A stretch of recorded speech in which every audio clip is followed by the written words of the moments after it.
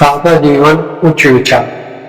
हम अपने जीवन का लक्ष्य बने, लेकिन खेद का विषय है कि हम नहीं जानते हम अपना ज्यादातर जीवन कैसे बिताते। ज्यादातर जीवन हम लक्ष्यहीन संसार के उन कामों में लगे रहते हैं जो हमें नहीं करना, और जो करने हैं उनको हम नहीं करते। इसी तरह धीरे धीरे ये जीवन की गाड़ी खींचती चली जाती। बाल्यकाल हम खेल कूद में बिता देते हैं, युवावस्था में हम संसार के भोग इकट्ठे करते हैं और उनका भोग करते हैं। बुढ़ापे में शरीर जर्जर हो जाता है, शरीर के अंदर अनेक बीमारियां पैदा हो जाती हैं और हम दुखों में अपना जीवन बिताकर इस संसार से विदा हो। लेकिन मानव जन्म हमने दिया है जो सर्वश्रेष्ठ है। इस जीवन में आकर हम पशुवत जीवन जीते हैं। जो कार्य हम कर रहे हैं वे कार्य तो पशु भी करते हैं। 3 कोशीय पशु इस संसार में आकर अपना जीवन व्यापन करते हैं, अपनी संतान की उत्पत्ति करते हैं, उनको पालते हैं और अपना जीवन पूरा करके यहां से चले जाते। हम भी यही कार्य कर रहे हैं। इस संसार में आते हैं और अगली संतति को पालकर, पोसकर, बड़ा करके और भोग के साधनों में लिप्त होकर फिर यहां से चले जाते। लेकिन हमें नहीं पता हम कहां से आए हैं, हम यहां क्यों आए हैं और हमें कहां जाना है। ये संसार तो धर्मशाला है जो एक रात्रि के लिए या कुछ समय के लिए रहने के लिए दी जाती। वहां आकर रुकते हैं और वहां से अपने गंतव्य की ओर चले जाते। तो हमारा एक लक्ष्य है इस जीवन को इस तरह बिताएं कि इसमें प्रसन्नता आ जाए, इस जीवन में समृद्धि आ जाए, इस जीवन में हम वो सीखे जिसे सीखने की हमें आवश्यकता है। हम ज्यादातर अपने जीवन को संसार के भोगों में, हम अपनी आवश्यकता और इच्छा में अंतर करना नहीं जानते। आवश्यकता हमारी बहुत कम है और इच्छाएं असीमित हैं, अनंत हैं। जितनी इच्छाएं करोगे उनसे और आगे इच्छा पैदा होती चली जाए। हमारी आवश्यकता रोटी, कपड़ा और मकान, जितने समय के लिए हम यहां रहने के लिए आए हैं उन सीमित आवश्यकताओं की अपनी पूर्ति करो, क्योंकि जो जो इच्छाएं बढ़ती रहेंगी हम उन इच्छाओं को पूरा करने के लिए संसार में घुसते चले जाएंगे। ज्यादा से ज्यादा धन माया कमाएंगे और उनसे उन भोगों की, उन विलासिताओं की पूर्ति करेंगे, जिससे हमारे दुख कम होने की बजाय वे बढ़ते ही चले जाएंगे, बढ़ते ही चले जाएंगे। इसलिए जितनी विलासिता का जीवन हम जिएंगे उतने ही हमारे शरीर में रोग इकट्ठे होते चले। तो हम इन चीजों में अंतर करना चाहिए। केवल उतना ही भोग करें जितनी हमारी आवश्यकता है, उससे अधिक भोग हमारे लिए नुकसान का। अधिक कमाएं, कमाएं संसार में रहते हुए, लेकिन दूसरों के लिए अपनी आवश्यकताओं की पूर्ति करने के बाद जो अतिरिक्त धन हमने कमाया है उससे हम दूसरों की मदद करें, दूसरों को रोजगार के लिए प्रेरित करें, दूसरों को आत्मनिर्भर बनाने में सहायता करें। महर्षि पातंजलि ने यम के अंदर यही क्या है? सत्य, अहिंसा, ब्रह्मचर्य, अस्ते, अपरिग्रह। अपरिग्रह का मतलब है जितनी हमारी आवश्यकता है केवल हम उतना ही अपने पास रखें, ज्यादा इकट्ठा ना करें। जो ज्यादा है हमारा वो दूसरों की खुशी के लिए। इस संसार में हम जो आए हैं अपनी उस पंचकोशीय यात्रा को पूरी करते हुए उस परम धाम की ओर जाए। जितने हमारे धार्मिक स्थल है, महापरिक्रमा मार्ग, महापंचकोशीय यात्रा होते हैं, लेकिन हमारे इस धाम में जो आत्मा है उस तक पहुंचने के लिए हमें पंचकोशीय यात्रा करनी पड़ेगी। उन पंचकोशों से हटना पड़ेगा। पहला कोश है अन्नमय कोश। तो संसार के जो भौतिक पदार्थ हम भोग के लिए इकट्ठा कर रहे और भोग के लिए अपना जीवन बिता रहे, हमें उनसे हटना पड़ेगा। धीरे धीरे अपनी इंद्रियों को भौतिक जगत से हटाएं, उसके बाद अपने प्राण पर नियंत्रण करना सीखें। ये प्राण इस संसार, इस शरीर और उस आत्मा के बीच की कड़ी है। ये पुल का काम करती है, ये सेतु का काम करती है, जो एक तरफ से हमें पुल पार करके दूसरी तरफ पहुंचाती है। जब हम धीरे धीरे प्राण पर नियंत्रण करना सीखेंगे तो इस प्राण को हम धीरे धीरे अपनी इंद्रियों से हटाना सीखें। ये इंद्रियां जो हमारी बाह्य जगत की संवेदनाओं को ग्रहण करने में लगी हुई है, धीरे धीरे ये वहां से हटेंगे और ये अंदर की यात्रा शुरू करेंगे। जैसे जैसे हमारा प्राण पर नियंत्रण बढ़ता चला जाएगा, हमारा मनोमय कोश धीरे धीरे धीरे धीरे शांत होता चला जाएगा। इसके बाद हम चौथी यात्रा ज्ञानमय कोश, जो जानकारियां हैं, जो विद्या है, जो उपनिषदों में श्रेय मार्ग और प्रेम मार्ग बताया है, उस पर चले। वे ही जानकारी हम संसार में रहते हुए इकट्ठा करें जो हमें मोक्ष के मार्ग पर ले जाते। धीरे धीरे हम उस मोक्ष के मार्ग पर चले, उस यात्रा पर चले और धीरे धीरे बाह्य जगत से हटते हुए इस पंचकोशीय यात्रा को करते रहे। इसके बाद हम आनंदमय कोश में जाएं, जो आत्मा का गुण धर्म है। हम वहां आनंद में रहें, नित्य नवीन आनंद। उस आनंद में रहते हुए हम धीरे धीरे उस परम धाम तक पहुंचे जो हमारा जीवन का लक्ष्य है। हम कहां से आए हैं, हमें कहां जाना है, तो इस लक्ष्य को प्राप्त कर हमने पिछले अनेक जन्म इस संसार में बिताए हैं, इन भोगों में बिताए हैं और उस जीवन के बाद ये जो नया जीवन लिया है, इस जीवन में हम उस रास्ते से हटे, उस भोग के रास्ते से हटे। हमें कहां जाना है? हमें उस परम धाम की ओर जाना है जहां से हम आए हैं। हमारा घर ये नहीं है संसार, हम उस परम धाम से अलग हुए हैं और वही हमें जाना है। वही मोक्ष का मार्ग है, वही आनंद का मार्ग है, वही अनंत का मार्ग है। हमें अनंत होना, तो अनंत होने के लिए हम धीरे धीरे धीरे धीरे उसकी ओर चले। इस संसार में रहते हुए भी हम संसार के जितने भी जीव हैं वो परम पिता के बनाए हुए ही तो हैं।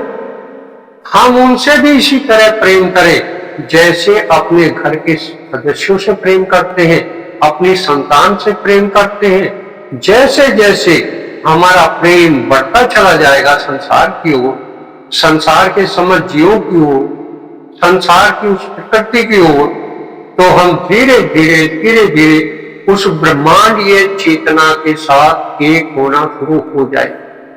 लेकिन जैसे जैसे हम इस संसार की यात्रा करेंगे वो संतुष्टि देने वाली नहीं है। एक कहानी के द्वारा हम इसको समझाने का प्रयास करते हैं। एक मछुआरा और उसकी पत्नी जंगल में रहते थे और अपना जीवन यापन कर रहे। उनका जीवन बहुत गरीबी में बीत रहा था, तो उनकी भी इच्छा यही थी कि हम कैसे धनवान, हम कैसे अधिक से अधिक साधन कमाएं, अच्छा मकान बनाएं और अच्छे भोग प्राप्त करें।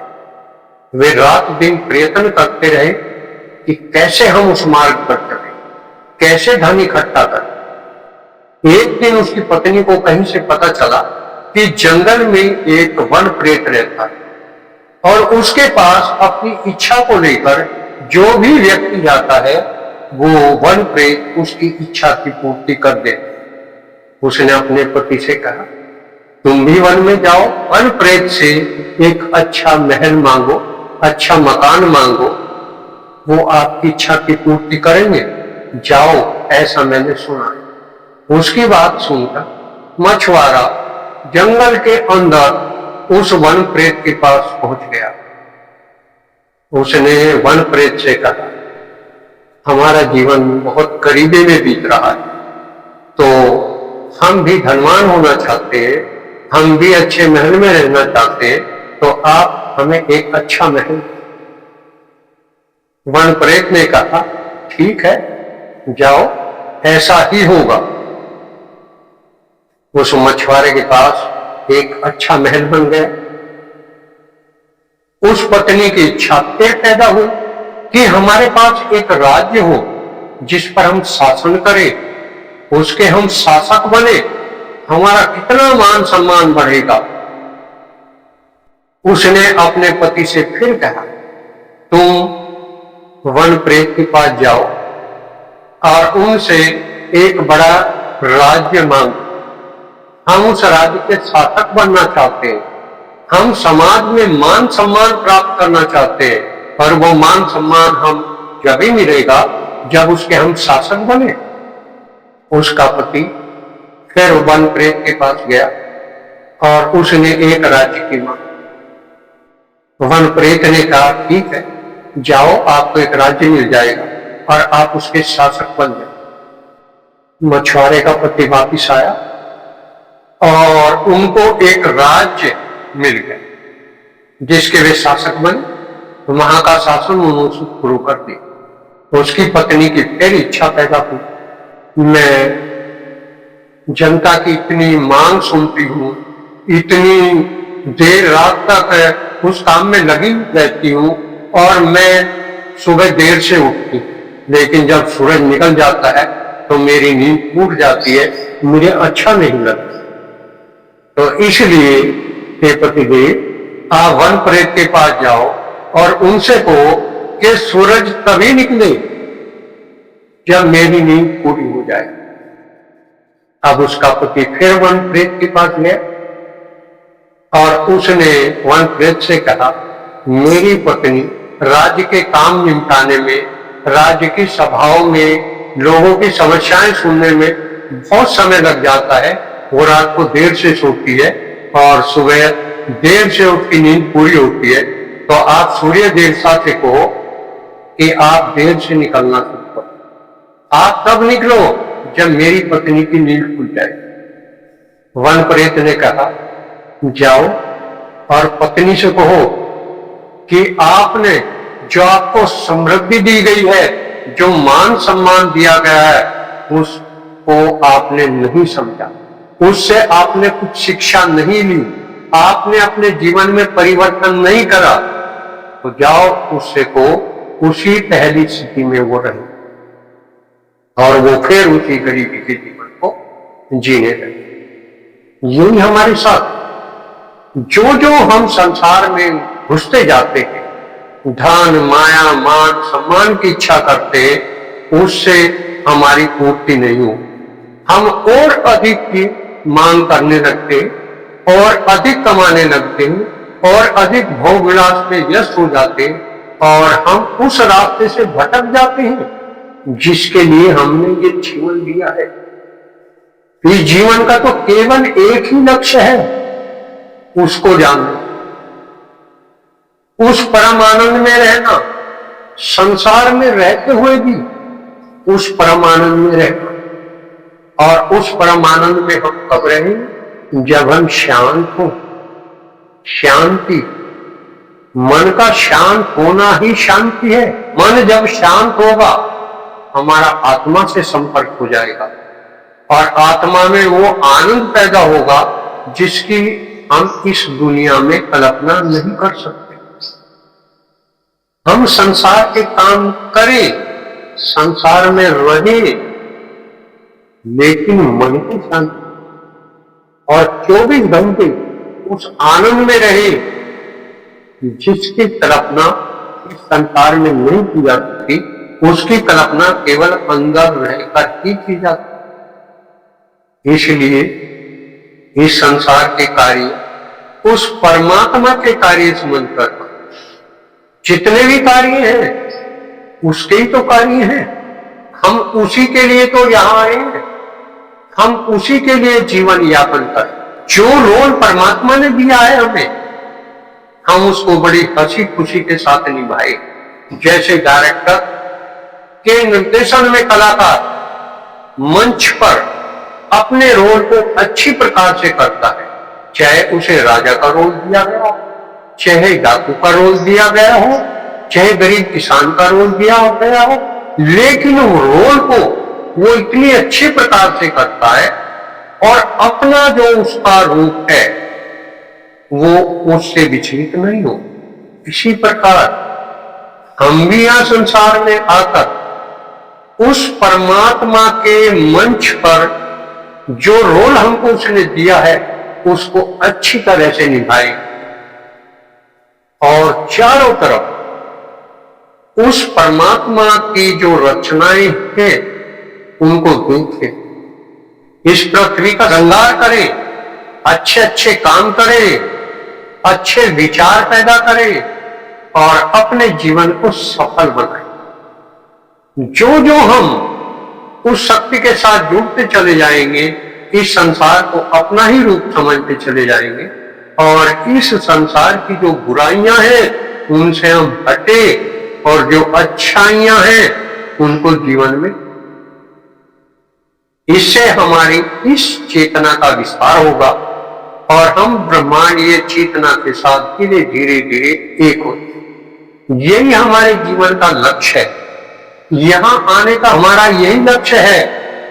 तो इसलिए सदा ध्यान रखें, सादा जीवन, अपना जीवन बहुत सादा बनाएं और अपने विचारों को बहुत ऊंचे रखें। ये विचार उस परमात्मा के विचार, विचार में अनंत शक्ति है। वो विचार ही भविष्य की परिस्थितियों का निर्माण करते हैं। विचार ही